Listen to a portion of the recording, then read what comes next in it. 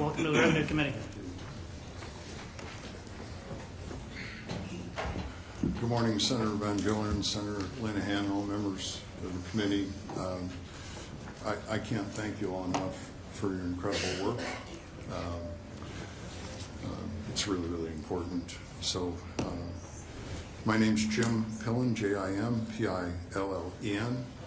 I have the incredible privilege to serve as the 41st governor of the great state of Nebraska, and I'm testifying in support of LB1, introduced by Senator Linehan at my request. There's two pieces that I would like to submit to the committee. I have two handouts to share with you. One is from industry leaders across the state that have come out in support of our Nebraska plan. These are individuals who understand that we almost give a little in the plan to create the tax reductions. The second handout is a list from Nebraskans. A list from Nebraskans whose voice isn't heard by special interests and lobbying groups. A list of Nebraskans that are being adversely affected. Over 1,000 Nebraskans. It's been put together in just a really, really short period of time who support this plan. These are folks that have worked their tails off. They love this place like all of us. They work their tails off and they're struggling to pay the bills.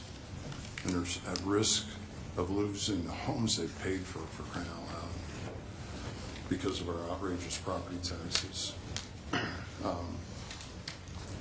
I'll try to stay close because I know you have a whole lot of folks to be able to hear everybody's voice. Research maybe the first is opportunities within the swamp. As your governor, my view is I'm governor of all Nebraskans, and it's incredibly important that we address the extraordinary crisis of property taxes out of control in the state of Nebraska for all Nebraskans. From my seat,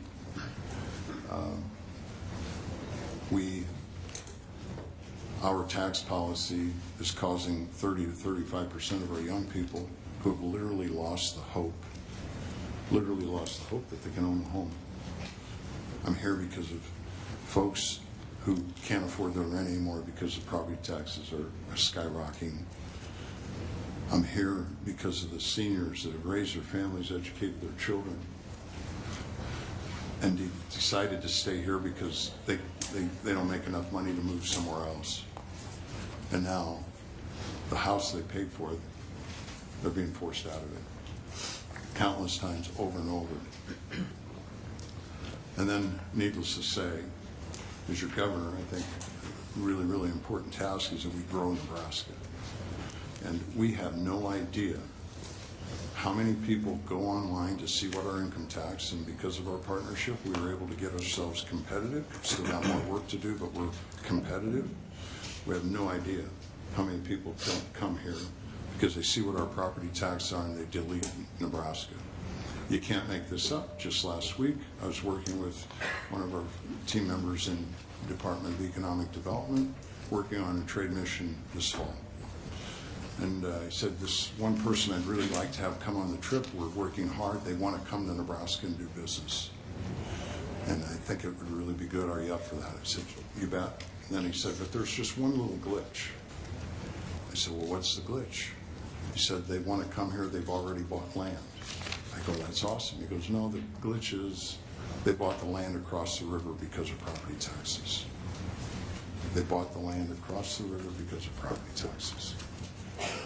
Countless. So earlier this year, and during the legislative session, I made it clear our goal was to reduce property taxes by 40%. While we're not able to get that agreed upon, this path continues to skyrocket. I've been all over the state since that time.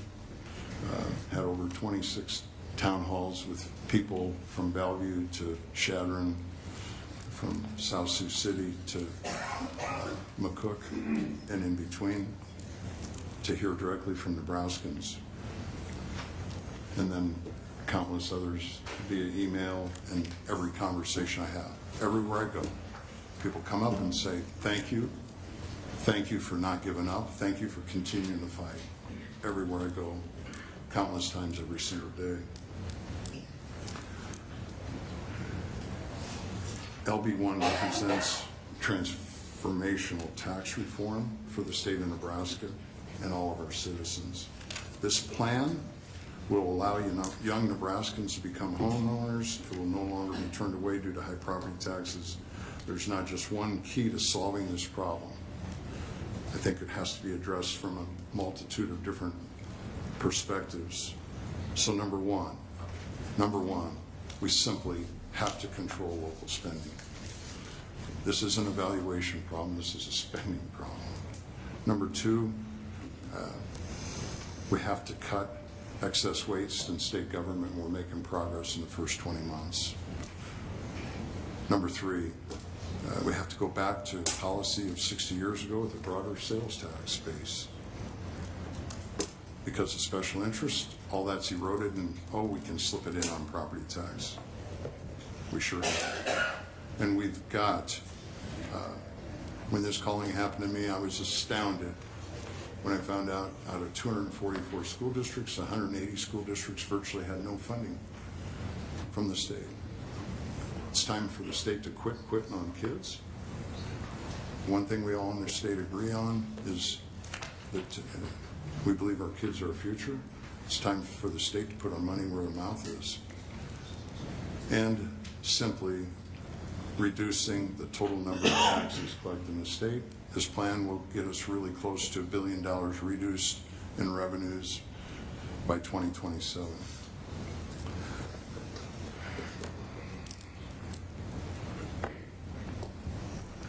There's a lot of people that in this process don't have any interest in being confused by the facts. I think it's really, really important that we focus on the facts. This plan is not a tax increase. This is a tax decrease. LB1 will reduce the total number of taxes collected by just under $1 billion. This will be the largest property tax reduction in state history. Here's the facts. If you own a $275,000 home in Lincoln, you'll save $2,158.16. In order to outweigh these savings, if you own that home, you live in that home, you would have to spend $28,000 on the newly taxed items, $28,000 for that to break even. Can't emphasize, this is a tax cut. People that are calling it $1 billion tax increase are doing different math than I learned. LB1 will place a cap on local government spending of 0% or CPI, whichever is greater. There are some exceptions. Safe for public safety, that we capture new growth, and that we allow local voters to increase tax collections if necessary. The lid on restricted funds is removed for cities, which will allow for local governments to finance their operations through non-property tax revenue. Additionally, this bill will finally give public schools, our kids, the support they need and deserve from the state. A new tax credit fund will be created that will be applied against school taxes paid. When this is fully enacted, it will eliminate the general fund taxing authority from school districts from a $1.05 levy to 0. Local school districts will still be able to collect property taxes for their physical infrastructure, i.e. buildings. Every local school district has votes of the people, and they can build whatever school they want, building they want to build. If a community wants to have the greatest architectural wonder of the world, that'll be the privilege of the voters of each school district. Local control is 100% intact. The difference is simply votes of the people instead of the pressure on votes of 3 and 6 people. It's really crystal clear.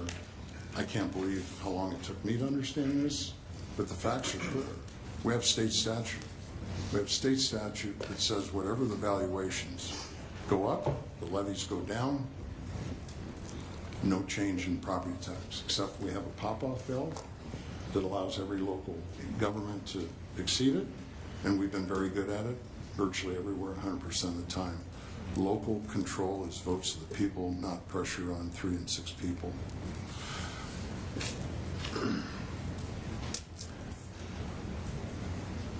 I think it's really, really important when we talk about education that this plan is simple. We have the state funding. We have the state funding education, period. It allows school boards and superintendents to focus on the things that matter, like classroom instruction, increasing teacher pay, improving literacy gains, and helping students improve test scores, not how do we find more money. I've asked school board members across the state, which by the way I think is the most important elected position there is school boards. Why did you run for the school board? I have yet to hear one say that because I'm a TIOSA expert and I will help superintendents find money. This plan simplifies the funding and allows consistent supply and trust and confidence instead of trying to find X million dollars after valuations go up. Through coordination with our agencies, we have identified over $400 million in total savings that will help fund the tax decrease. And as we improve services to Nebraskans from state government, we'll continue to find more savings. The state will repurpose existing property tax programs to provide more direct and impactful relief to all home and property owners. This bill will eliminate over 100 sales tax exemptions currently on the books, helping expand the tax base.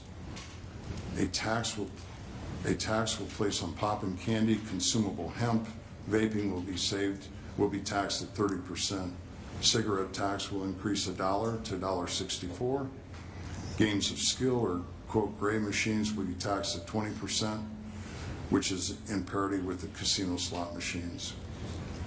The increase to 5% on Keno taxes and the increase in spirits will bring us to close to our 50 state ranking in beer and wine taxes.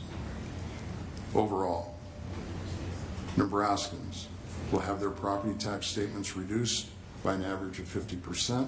In 3 years in our K-12 schools, we received more funding than ever, helping make sure that we can increase the pay of our teachers. This plan gets our state in the game. It gets us to become competitive. And finally, allow for more citizens to become homeowners. Maybe last, you'll be hearing from Dr. Goss today, who he and his team have put an assessment of this plan. One piece of it that I think is that I would like to highlight. I just saw it this morning, an hour ago. Dr. Goss will talk to more detail later in testimony, but this plan increases GDP for Nebraska. This plan will improve employment, and this plan will increase state receipts. This is a quote from Dr. Goss. He says, central to the issue advanced by this study had a high sales tax burden and lower property tax burden. This is the key to growing our state. The states that have the highest sales tax are growing the fastest. I appreciate the opportunity before you. I can't say enough to thank everybody for their work and be happy to take any questions. Thank you, Governor. Are there any questions from the committee? Senator Dungan? Thank you, Chairman Hannon. Governor, thank you for being here today. I know that this has been a long endeavor getting here, and I know there's a lot of people here today, so I appreciate you being here. Also want to say thank you for your continued efforts on this. You know, we've been, all of us here as a committee, talking about property tax for quite some time, and earlier this summer, I know you reached out to myself and other members of the committee and asked if we believed in property tax reform, and everybody does, right? Everybody in this room agrees that property taxes are a problem. I think where we tend to disagree as a legislature is what to do to fix that. So I just want to say I appreciate your continued efforts to address the issue. In some of the meetings that we've had, I've expressed some concerns about this plan previously, and I'm not going to dig into the details at this point. I can ask other people who are testifying about that, but I've received a number of communications from constituents and Nebraskans expressing concern, right? Concern over what this plan's potential side effects could be, what this plan's potential impact could be on individuals, and what the potential impact could be on businesses. For example, I received a letter from a manufacturing company here in Lincoln saying that based on their calculations, they would anticipate that under this plan, they're looking at about a 515% increase in taxes, in sales. And so I'm curious, when you hear that, and when I'm sure other members of this committee have heard those concerns, how is this not a sales tax increase? If we're talking about broadening the sales and use tax base, that does inherently mean that we're going to be paying sales tax on more items as a state. And so I'm just curious how this is not actually a sales tax increase based on the fact that we're seeing manufacturers and other businesses do their calculations and see they're going to be paying hundreds of percentage points higher in taxes overall. Well, I think the first answer, the first is I don't know when whoever called you what facts they were really going off of, if they really took time to read what's in it, or if they went by some innuendo. So number one, we've talked about it, and we released 10 days ago, 2 weeks ago, the principles of sales tax. Principles of sales tax are really, really simple. Number one, there's no tax on food. Number two, there's no sales tax on medicine. Number three, there's no sales tax on nonprofits. Number four, there's no sales tax on inputs of agricultural manufacturing. So I've heard those, and people are using their calculations on those, and I guess maybe they've listened to whoever that's trying to derail fixing the property tax problem so they can stay relevant. I don't know what the issue is, but the facts are simple. And our plan has nothing on inputs. And then number three, our plan is on sales tax items that if there's anything that's not taxed by our surrounding states, it's not on the list. So that's a process, and those are the facts. That's where the plan is at, so my response would be, the reality would be that if we would sit down with somebody from the Department of Revenue and go by the exact plan that we have, that those numbers would be vastly different. Okay. And the other that's really important is if you use these numbers. 2023, we had property tax of $5.3 billion. This plan by 2027 would have property tax at 2.6. In 2023, we had income tax of $3.7 billion. Because of the work that all of us did in partnership, will be by 2027, forecast is $3.2 billion.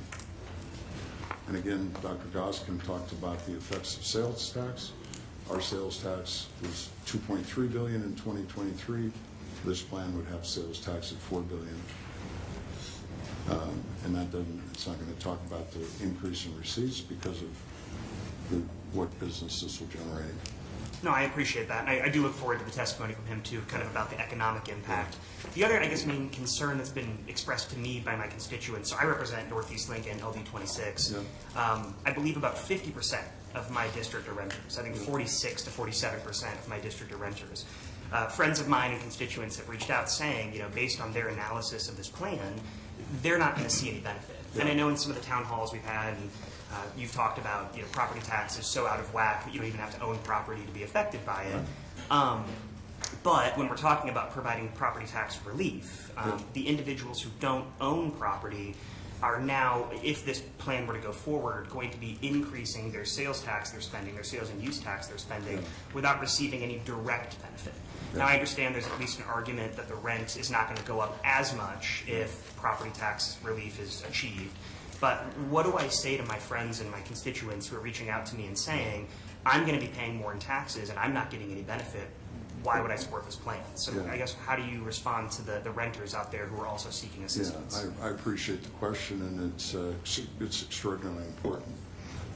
Number one, I think we'd all agree that if we don't do anything, if the answer, like some say, no, that property taxes are going to keep going up, they'll be going up $1 million a day, and rent will continue to go up. So if we do nothing, rent goes up, just like it's been the last years.